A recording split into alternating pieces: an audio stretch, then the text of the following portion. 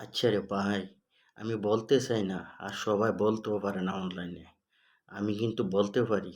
আমার সাহস যারা আমার এলাকার মানুষ জানে তারা ভালো করে জানে। আপনারা জানি বলেন আমাদের নেতা তারেক ভাই বাংলাদেশে আইয়া রাজনীতি করতো।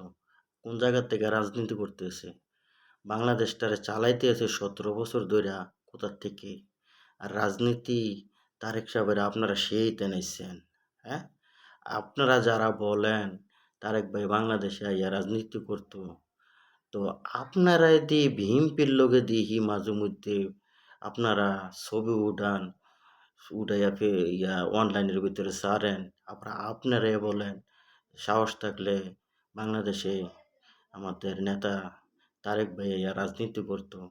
কই শিখছেন আপনারা এইগুলা কথা? রাজনীতিটা কি বন্ধ হয়ে রইছে? হ্যাঁ?